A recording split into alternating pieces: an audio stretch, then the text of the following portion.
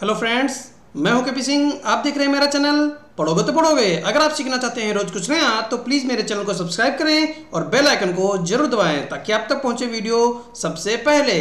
तो मैं लाया हूं आपके लिए क्लास 12 एक्सरसाइज 5I का पार्ट 1। ठीक है, तो चलिए देखते हैं इसमें हमको क्या पढ़ना है। तो हमको पढ़ना है उत्तरोत्तर अवकलन, अर्थात अवकलन हमको करते जाना है। ठीक है ना। अगर हमको अवकलन 3 बार करना है तो लगातार हम अवकलन करते जाएंगे, उसी को हम लोग बोलते हैं उत्तरोत्तर अवकलन या दति कोटिका अवकलज। दति कोटिका अवकलज। ठीक है। तो किसी भी चर का हम कितनी बार भी, किसी भी फलन को हम कितनी बार भी अवकलित कर सकते हैं। ठीक है। उसी को जब हम दोबारा करेंगे तो द्वितीय कोटि का अवकलज कहलाएगा, और उसके अलावा जब हम आगे बढ़ेंगे तो तृतीय कोटि का और चतुर्थ कोटि का अवकलज कहलाएगा। ठीक है। तो जब हम लोग प्रथम अवकलज करते हैं, यानी प्रथम अवकलज को कैसे लिखते हैं, तो प्रथम अवकलज को हम लोग dy/dx से दर्शाते हैं, या अगर fx फंक्शन हमारा fx के रूप में लिखा हुआ तो f' लिख देते हैं, या हम dy भी लिख सकते हैं, और या हम y1 भी लिख सकते हैं। द्वितीय अवकलज को कैसे दर्शाएंगे, d2y/dx2 f"x d2y और y2। और यहाँ पर ये तृतीय अवकलज है तो यहाँ d3y हो जाएगा बटे dx3, f"x हो जाएगा, और या हम d3y या d3y भी बोल देते हैं कुछ लोग, और इसको हम लोग y3 से भी दर्शा सकते हैं। तो अब हम लोग चल देते हैं प्रश्न पर। तो देखिए प्रश्न में हम लोग क्या पढ़ेंगे, तो जल्दी से पहले प्रश्न पर चल देते हैं। उससे पहले जगह बना लेते हैं।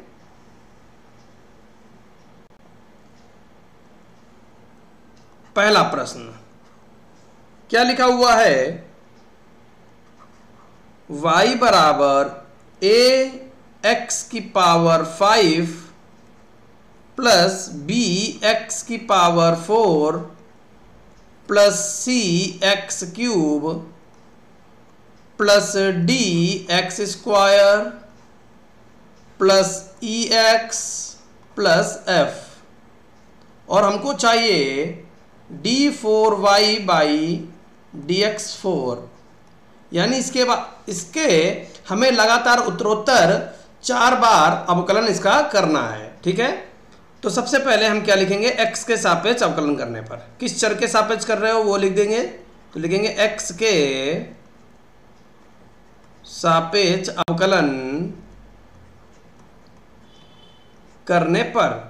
तो जब हम x के सापेक्ष अवकलन करेंगे तो क्या हो जाएगा, यहां ध्यान से देखिए, dy/dx बराबर, और a कांस्टेंट है, x⁵ लिखा हुआ है तो 5ax⁴, क्लियर, प्लस 4 लिखा हुआ है तो 4 तो आगे आ जाएगा, घात 1 कम हो जाएगी, तो 4bx³ प्लस 3 आगे आ जाएगा 3cx² plus 2dx plus e, और f का अवकलन कितना होता है, 0 होता है, जिसको लिखना चाहो तो लिख दीजिए। ठीक है। अब लिखेंगे पुनः x के सापेक्ष अवकलन करने पर। तो जब पुनः अवकलन करेंगे तो क्या हो जाएगा, d2y/dx2 बराबर 4×5 20ax³ प्लस 3 आगे आ जाएगा तो 3×4 12bx² plus 2×3 6cx plus 2dx का 1 और e का 0 होगा, और ये 0 तो गायब हो गया था। ठीक है। अब हम पुनः फिर से अवकलन करेंगे तो लिखेंगे पुनः x के सापेक्ष अवकलन करने पर। तो क्या हो जाएगा, यहां पर देखिए d3y/dx3 बराबर 20 तियां 60 ax प्लस 12 दूनी 24 b x, यहाँ स्क्वायर होगा, प्लस 6c x का 1 हो जाएगा। तो 6c आगे x का 1 प्लस 0। क्लियर। आगे बढ़ते हैं और फिर से लिखेंगे पुनः x के सापेक्ष अवकलन करने पर, तो यहाँ हो जाएगा d4y बटे dx4 बराबर 60 दूना 120 a x plus 24 b x का 1 हो जाएगा और 6c का 0 हो जाएगा। तो ये हमारा फाइनल आंसर आ जाएगा। तो इस तरीके से हम लोग इसको लगा लेंगे। चलिए आगे बढ़ते हैं और चल देते हैं क्वेश्चन नंबर 2 पर। तो देखिए क्या कह रहा है क्वेश्चन नंबर 2 में।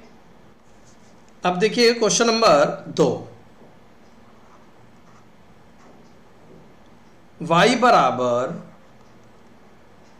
8x cube plus 4x square plus 3x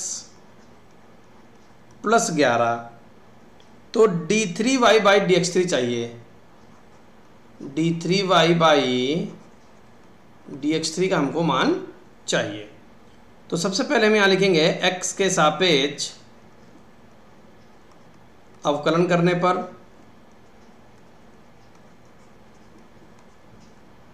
तो हो जाएगा dy बाई dx बराबर 8 तियां 24 x स्क्वायर 4 दूना 8x प्लस 3 और प्लस 0। फिर लिखेंगे पुनः x के सापेक्ष अवकलन करने पर, तो जब पुनः x के सापेक्ष अवकलन करेंगे तो क्या हो जाएगा d2y बाई dx2 बराबर 24 दूना 48x प्लस 8 कम 8 प्लस 0 हो जाएगा। क्लियर। अब देखिए फिर लिखेंगे पुनः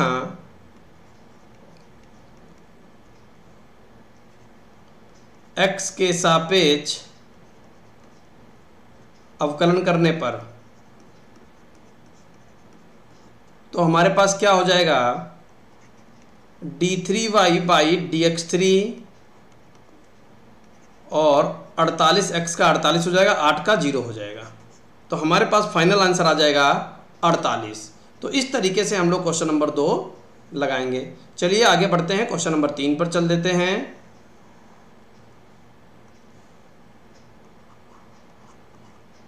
लिखा हुआ है y बराबर ax cube plus bx square plus cx plus d, तो d3y बाई dx3 का मान बताओ। तो हम यहाँ लिखेंगे x के सापेक्ष अवकलन करने पर, तो जब x के सापेक्ष अवकलन करेंगे तो क्या हो जाएगा dy बाई dx बराबर 3ax स्क्वायर, कैसे 3 आगे आ जाएगा और x क्यूब का x स्क्वायर हो जाएगा, तो 3ax square plus 2bx, clear, plus c और प्लस 0। फिर लिखेंगे पुनः x के सापेक्ष अवकलन करने पर, तो जब पुनः x के सापेक्ष अवकलन करेंगे तो क्या लिखेंगे d2y बाई dx2 बराबर 3 दूनी 6ax प्लस 2b। ठीक है, आगे बढ़ते हैं और यहाँ लिखेंगे पुनः x के सापेक्ष अवकलन करने पर, तो देखिए अवकलन के आप सभी गुण सीख चुके हैं, तो बहुत आसानी से आप अवकलन कर ले जा रहे होंगे। d3y/dx3 का मान आ जाएगा 6a और 2b का 0 हो जाएगा, तो हमारे पास आंसर आ जाएगा 6a। क्लियर? तो इस तरीके से क्वेश्चन नंबर 3 हम लोग लगा सकते हैं। चलिए जल्दी से चल देते हैं क्वेश्चन नंबर 4 पर।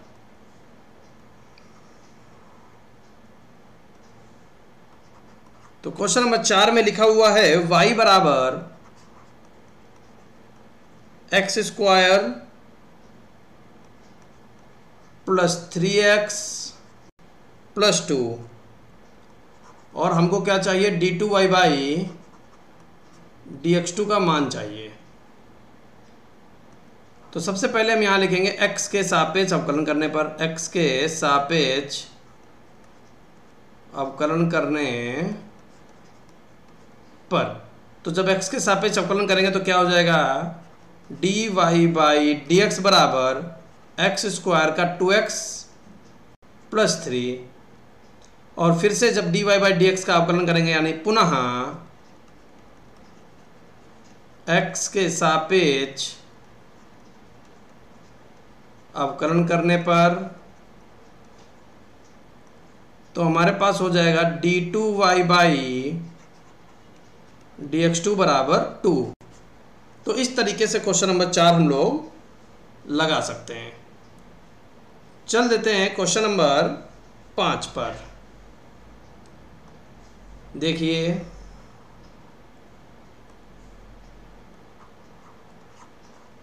क्वेश्चन नंबर 5 क्या कह रहा है। 5 का पहला पार्ट,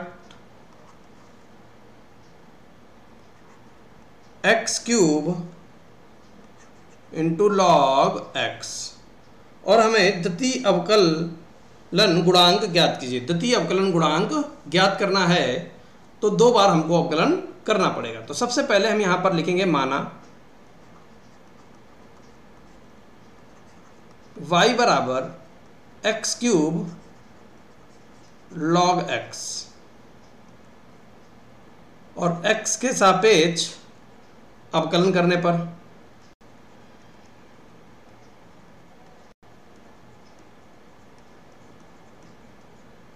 तो जब x के सापेक्ष अवकलन करेंगे तो क्या हो जाएगा, dy/dx बराबर प्रथम पद द्वितीय का अवकलन log x का 1/x, प्रथम पद द्वितीय का अवकलन प्लस द्वितीय पद प्रथम का अवकलन, तो क्या हो जाएगा 3x²। तो इससे ये कटेगा बराबर 2। ठीक है, x³ से अगर हम x³ को x से काटेंगे तो x² बन जाएगा। तो यहाँ लिख देंगे x² plus 3x² log x। तो ये वैल्यू आ गई dy/dx की। लेकिन हमको करना क्या है, हमको d2y/dx2 चाहिए। तो हम फिर से लिखेंगे पुनः x के सापेक्ष अवकलन करने पर, तो जब पुनः x के सापेक्ष अवकलन करेंगे तो हमको क्या मिल जाएगा, d2y/dx2 बराबर x² का 2x प्लस, अब देखिए जब हम यहाँ पर 3x² log x का अवकलन करने आएंगे तो सबसे पहले हमको यहाँ तो ये दिख जाएगा कि ये फंक्शन इंटू फंक्शन है, तो हम 3 को तो बाहर कर लेंगे। बाहर करने के बाद x² log x लिखा हुआ है, तो प्रथम पद द्वितीय का अवकलन x² log x का 1/x प्लस द्वितीय पद प्रथम का अवकलन x² का 2x, यहाँ लिख देंगे आगे 2x। क्लियर? अब देखिए इस x से ये स्क्वायर कट गया तो केवल x बचा, और 3 की अंदर गुणा करा देंगे। तो यहाँ पर जो वैल्यू आएगी वो हम यहाँ लिखेंगे d2y/dx2 बराबर 2x plus 3x 2x plus 3x plus 3 दूनी 6x log x। तो 2x और 3x कितना हो जाएगा 5x। तो d2y बाई dx2 बराबर 5x plus 6x log x। अगर आप x कॉमन लेना चाहें तो ले सकते हैं, फिलहाल हम यहीं पर इसको छोड़ देंगे। तो इस तरीके से हम पहले पार्ट को लगा सकते हैं। ठीक है, चलिए पांचवें के सेकंड पार्ट पर चलते हैं, क्या कह रहा है वो देख लेते हैं। देखिए, अगर आप गुरु दक्षिणा के रूप में मुझे कुछ भी देना चाहते हैं तो सिर्फ आपसे एक ही रिक्वेस्ट है कि आप चैनल को सब्सक्राइब कर लें, ताकि आपको इसी प्रकार से प्रश्न मिलते रहें। क्वेश्चन नंबर 5वें का सेकंड पार्ट क्या कह रहा है, y बराबर log x। बहुत आसान है, y बराबर log x लिखा हुआ है तो लिखेंगे x के सापेक्ष अवकलन करने पर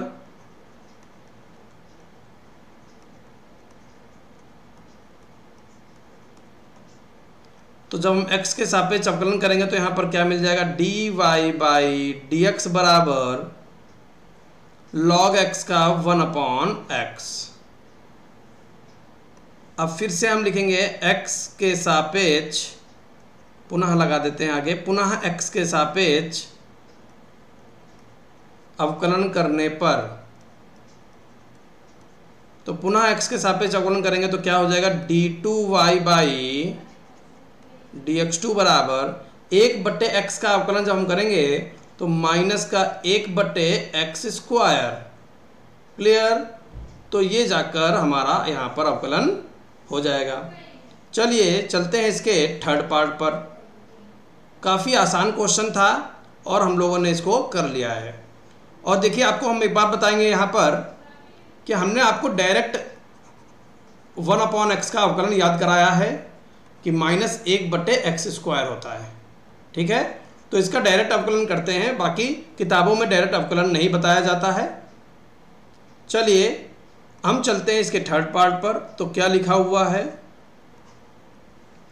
थर्ड पार्ट में लिखा हुआ y बराबर x की पावर 20, y बराबर x की पावर 20। तो देखिए, x के सापेक्ष अवकलन करने पर तो जब x के सापेक्ष अवकलन करेंगे तो क्या हो जाएगा, dy बाई dx बराबर 20x की पावर 19। ठीक है, पुनः क्या लिखेंगे, पुनः x के सापेक्ष अवकलन करने पर तो जब पुनः x के सापेक्ष अवकलन करेंगे तो क्या हो जाएगा, d2y बाई dx2 बराबर 19 दूना 38 x की पावर 18। क्लियर, तो ये d2y बाई dx2 का मान हमारे पास आ जाएगा 380 x की पावर 18। तो इस तरीके से पांचवें का थर्ड पार्ट भी हम लोग लगा ले जाएंगे। ठीक है, तो हम लोगों ने इस वीडियो में 1 से लेकर 5 तक क्वेश्चन कवर कर लिए हैं। आगे के प्रश्न हम नेक्स्ट वीडियो में आपको बताएंगे। Thank you for watching.